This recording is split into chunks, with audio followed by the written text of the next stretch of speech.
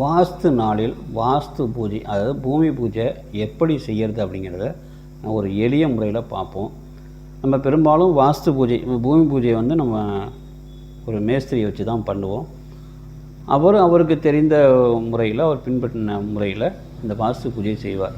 ஆனால் அங்கே என்ன நடக்கும் அப்படின்னு பார்த்தீங்கன்னா, அந்த பூமி பூஜைக்கு வந்திருக்க உறவினர்கள் யாருமே சும்மா இருக்க மாட்டாங்க. அவங்க என்ன செய்வாங்கன்னா, அவங்களுக்கு தெரிஞ்ச பூஜை முறையை இந்த மேஸ்திரிக்கிட்ட மேலே திணிப்பாங்க. அவங்க என்ன செய்வாங்க, இப்படி செய்யுங்க, அதேமாரி செய்யணும், இப்படி செய்யணும், இப்படி செய்யணும், அதை பண்ணுங்கள், இதை பண்ணுங்கன்னு மேஸ்திரிக்கு வந்து ஒரு செய்கிற பூஜையை இவங்க ஒரு முறையில் செய்ய சொல்லி, அவர் அந்த பூஜையை எப்படி செய்கிறன்னு தெரியாமையே கன்ஃபியூஸில் ஏதாவது ஒரு பூஜையை பண்ணி முடிச்சிடுவார்.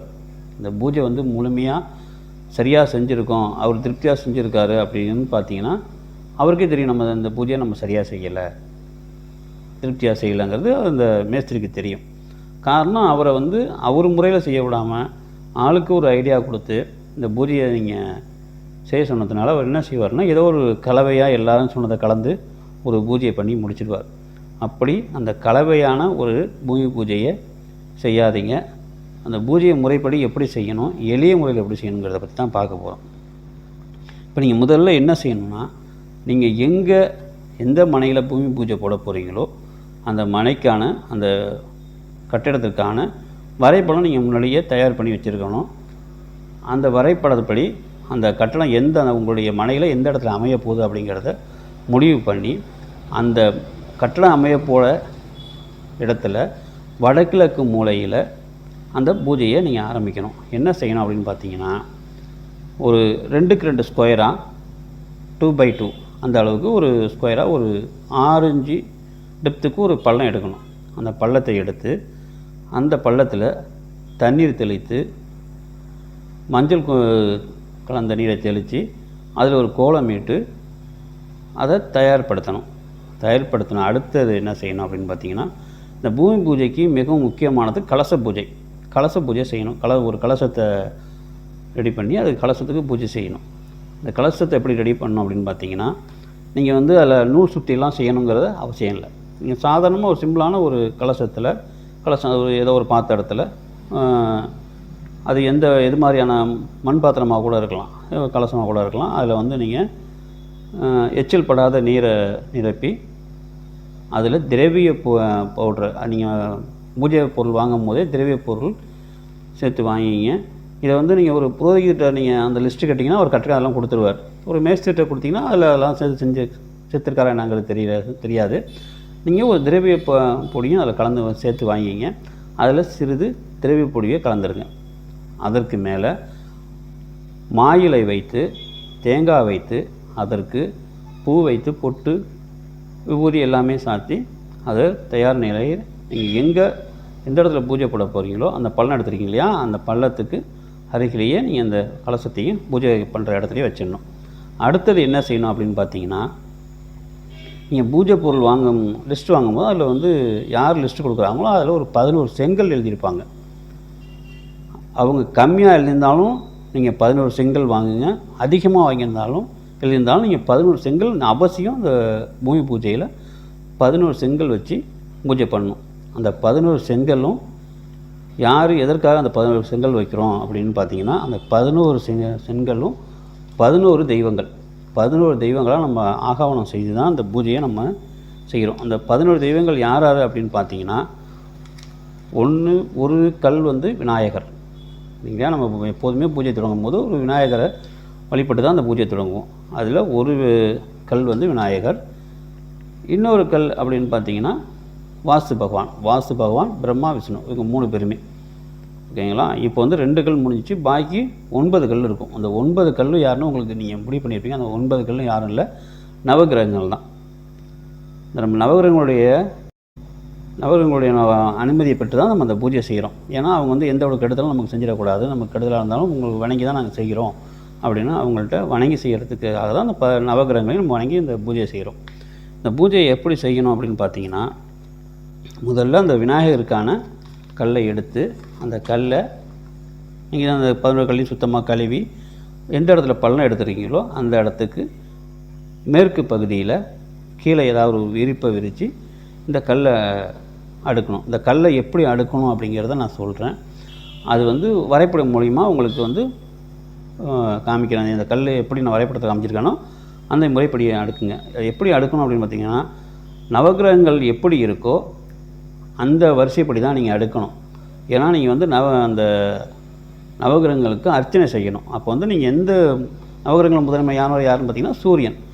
அவர்லேருந்து அந்த அர்ச்சனை ஆரம்பிக்கணும். அதனால் சூரியன்லேருந்து ஆரம்பித்து அந்த நவகிரகங்களை வரிசைப்படுத்தி அடுக்கணும்.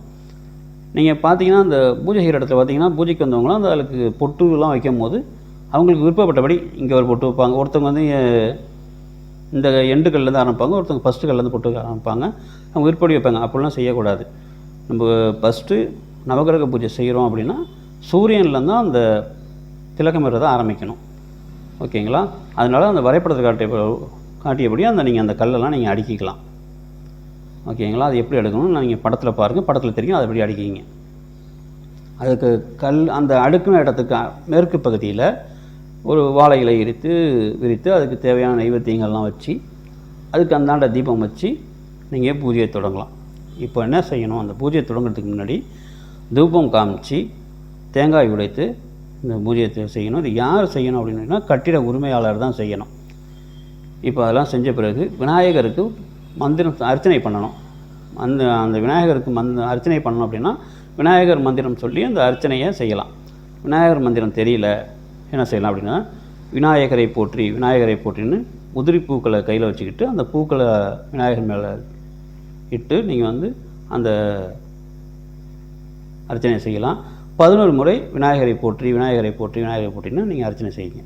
அது முடிஞ்சு அடுத்தது வாஸ்து பகவானுக்கும் திருமால் விஷ்ணுவுக்கும் உங்களுக்கு அவர்களுடைய மந்திரங்களை தெரிந்தால் சொல்லி நீங்கள் அர்ச்சனை பண்ணலாம். அவர்களுடைய மந்திரங்கள் தெரியல அப்படின்னா அவங்களை போற்றி, வாஸ்து பகவானை போற்றி, திருமாலை போற்றி, விஷ்ணுவை போற்றின்னு சொல்லி அவங்களுடைய நாமங்களை சொல்லி நீங்கள் வந்து அர்ச்சனை செய்யலாம். அதுக்கு அடுத்து நவகிரகங்கள். அதே போல் நவகிரகங்களுக்கும் இந்த ஒரு நவகிரகங்களுக்குரிய மந்திரங்களை சொல்லணும். இப்போ ஆதித்யாய நமக அப்படின்னு சொல்லி சூரியன்லேருந்து ஆரம்பித்து அதுக்கான மந்திரங்களை சொல்லணும். இல்லைன்னா போற்றின்னு சொல்லி கூட நீங்கள் சூரியனை போற்றி அப்படின்னு சொல்லி நவகிரகங்களை வரிசைப்படுத்தி ஒவ்வொரு நவகிரகங்களை பேரை சொல்லி போற்றி அர்ச்சனை பூக்களை கொண்டு அர்ச்சனை பண்ணணும். செய்து முடித்த பிறகு என்ன செய்யணும் அப்படின்னு பார்த்தீங்கன்னா, தூப தீபம் காட்டி வழிபட்ட பிறகு அடுத்ததாக நீங்கள் வந்து இந்த கலசம் வச்சோங்க இல்லையா, கலசத்தை எடுக்கணும்.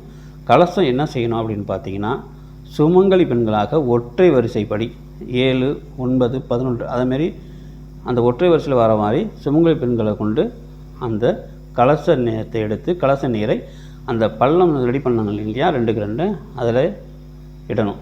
அந்த கலசத்திலேருந்து தண்ணீரை இடும்போது வீட்டின் உரிமையாளர் கையில் நீங்கள் நவதானியத்தை கொடுத்து நவதானியத்தை தூவி விடும்படி தெளிக்கும்படி செய்து அதற்கு மேலே இந்த தண்ணீரை இடணும்.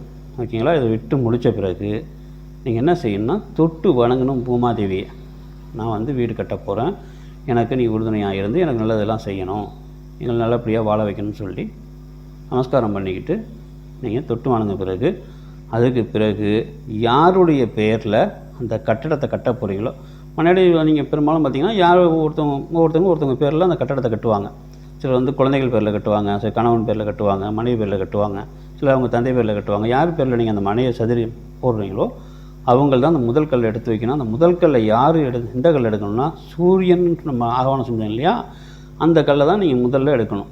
அந்த கல்லை எடுத்து எந்த இடத்துலேருந்து நீங்கள் எடுக்கிறீங்களோ, இப்போ சூரியன் முதல்ல வச்சுருப்போம், அந்த எந்த இடத்துல சூரியன் நம்ம ஆகவானம் பண்ணியிருக்கோமோ அதே பொசிஷனில் இந்த பள்ளத்தில் எடுத்து அந்த கல்லை வைக்கணும். ஓகேங்களா?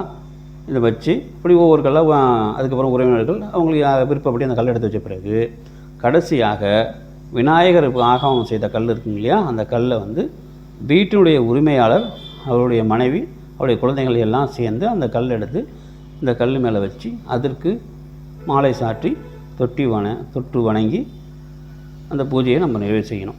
ஓகேங்களா? இந்த பூஜை நம்ம எப்படி எளிய முறையில் செய்யணும்னு நம்ம தெரிஞ்சுக்கிட்டோம்.